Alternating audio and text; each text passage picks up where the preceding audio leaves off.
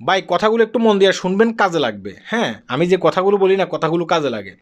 আগে প্রতারক চক্র কী করতো, মালয়েশিয়াতে থাকা প্রতারক চক্র কী করতো, আপনার হোয়াটসঅ্যাপে ফোন দিত, আপনার ইমোতে ফোন দিত, ফোন দিয়ে কী করতো, বলতো যে ভাই আপনার হাই কমিশন থেকে দেখা গেছে কি আপনার নামে একটা নোটিশ আসছে, হাই কমিশন থেকে ভাই আপনাকে একটা পাঠাইছে, মেসেজ পাঠাইছে, আপনি সেই মেসেজটা একটু দেখেন, আপনার পাসপোর্ট আটকিয়ে দেওয়া হবে, কিংবা আপনার আইডি কার্ডের সমস্যা হয়েছে। হ্যাঁ, অনেকে কী করতো, এটা দেখতে গিয়া মানে ওই হোয়াটসঅ্যাপে দেখতে গিয়া তাদের ওই যে হোয়াটসঅ্যাপের যেই আপনার নাম্বার, তারপর ইমো নাম্বার সব কিছু ওরা হ্যাক করে নিয়ে যেত, নিয়ে কী করতো আপনার আত্মীয় স্বজনের কাছে টাকা চাইতো। আগে ফোনের মাধ্যমে কিন্তু এটা হইতো, এটা আমরা সকলে জানি না।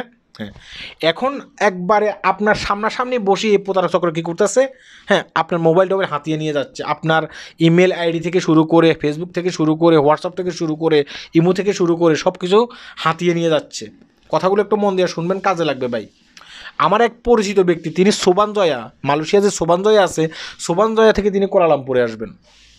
এখন তিনি কি করছেন, আপনার সোবানজয়া যে আপনার ট্রেন স্টেশন আছে না, ট্রেন স্টেশনে তিনি বসে আছেন, ট্রেন আসতে একটু দেরি হবে, এই কারণে হঠাৎ করে একজন ব্যক্তি তার কাছে আসছে, তিনি আমাদের বাংলাদেশি, বললো যে ভাই আপনি কই যাইবেন। এখন আমার বাংলাদেশি ব্যক্তি বললো যে, মানে আমার আত্মীয় বললো যে ভাই আমি তো কোয়ালালামপুরে যাবো। তখন তিনিও বললো যে ভাই আমিও তো কোয়ালালামপুরে যাবো।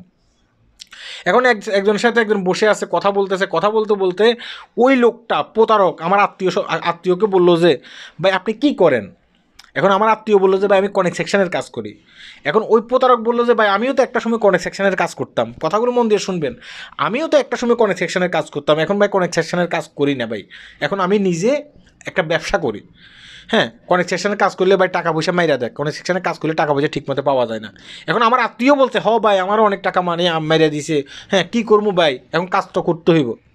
এখন ওই প্রতারক বলছে ভাই আর কোনো কাজ করতে হবে না, আমি ব্যবসা করি, আপনি কি ব্যবসা করবেন, কোনো টাকা পয়সা লাগবে না। এখন আমার আত্মীয় চিন্তা করলো যে সে বলছে কোনো টাকা পয়সা লাগবে না, আমি ব্যবসা করতে পারবো, তাহলে ব্যবসাই করি, সমস্যা কী, টাকা পয়সা যখন লাগতেছে না। তখন ওই প্রতারক চক্র তার মোবাইল থেকে কিছু দেখাইছে, অ্যাড দেখাইছে, বলছে আপনি এই অ্যাডগুলো শুধু দেখবেন, দেখলে আপনার অ্যাকাউন্টে টাকা জমা হবে, অ্যাডগুলো দেখলে শুধু টাকা জমা হবে। মানে যেইভাবে হোক না কেন আমার এই আত্মীয়কে সে বুঝাইছে। এখন আমার আত্মীয় বলছে ঠিক আছে তাহলে এটা আমি কীভাবে সংগ্রহ করতে পারি।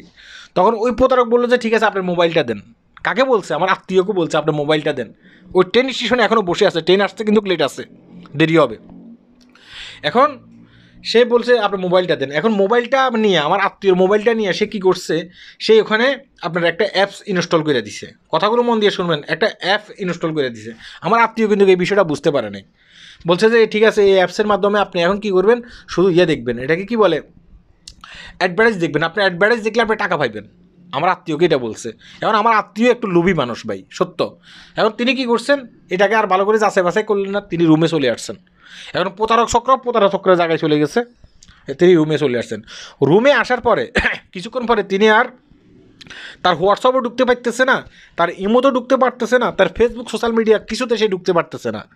হ্যাঁ, এখন সে যখন ঢুকতে পারতেছে না, সে চিন্তা করলো যে সে মোবাইল সম্বন্ধে আইডিয়া কম, সে চিন্তা করলো যে হয়তোবা কোনো কারণবশত আমি ঢুকতে পারতেছি না, আমি একটা কাজ করি, আরও পরে চেষ্টা করি।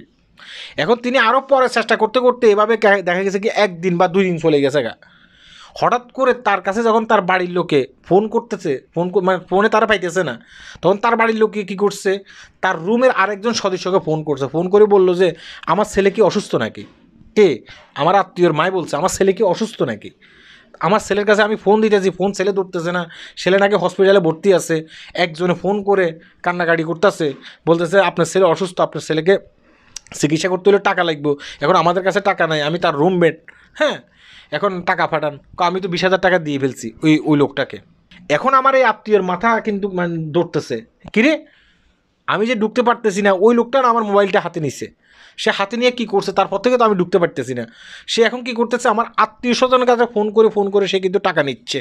কথা কি বুঝতে পেরেছেন, কে নিচ্ছে, ওই প্রতারক চক্র কিন্তু টাকা নিচ্ছে।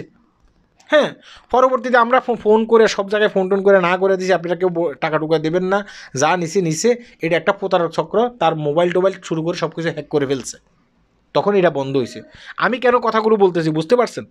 আগে প্রতারক চক্র আপনার কাছে ফোন করতো, ফোন করে কী করতো, আপনাকে বিভিন্নভাবে বোঝানোর চেষ্টা করতো, আপনি যখন বুঝতেন তখন আপনি কী করতেন, স্বইচ্ছায় আপনার ফোন মানে পিনকোড টিনকোড সব দিয়ে ফেলতেন, তখন আপনার মোবাইল হ্যাক করতো। এখন প্রতারক চক্র ডাইরেক্ট আপনার সাথে বসে আপনার সাথে প্রতারণা করবে, আপনি টেরও পাবেন না। এগুলো কে করতেছে? আমাদের বাংলাদেশে কিছু প্রতারক চক্র আছে ভাই। হ্যাঁ, আমাদের বাংলাদেশিদেরকে বিভ্রান্ত করতেছে। কারণ এই দেশি মানুষগুলোকে যখন বিভ্রান্ত করবে, তারা পুলিশের কাছে গিয়ে বলবে, পুলিশ টিভি চেক করে ওই প্রতারক চক্রকে ধরতে পারবে। আমাদের বাংলাদেশি মানুষের অনেক ক্ষেত্রে এত সাহস নেই, বেশিরভাগই মানুষ হচ্ছে অবৈধ, তারা এত সাহস করে না। হ্যাঁ, আমি পুলিশের কাছে গেলে পুলিশ বলবে যে তোমার পাসপোর্ট আসেনি, ভিসা আসেনি, এলে করে না। আর এই কারণে এই প্রতারক চক্রগুলো কী করে, এসব লোকগুলোকে বাইসা নেয়, নিজের দেশের লোকগুলোকে বাইসা নেয়। অবশ্যই আমার কথাগুলো বুঝতে পেরেছেন, ভিডিওটি শেয়ার করবেন। এখান থেকে আমাদের সাবধান হতে হবে। আমাদের বাংলাদেশি লোক বাংলাদেশি লোকদের সাথে প্রতারণা করতেছে, আপনার মোবাইল ইমো হ্যাক করে, হ্যাঁ, আপনার আত্মীয়স্বজনের কাছে তার টাকা দাবি করতেছে, আপনার কাছে টাকা দাবি করতেছে। খুবই সাবধান। আল্লাহ হাফেজ।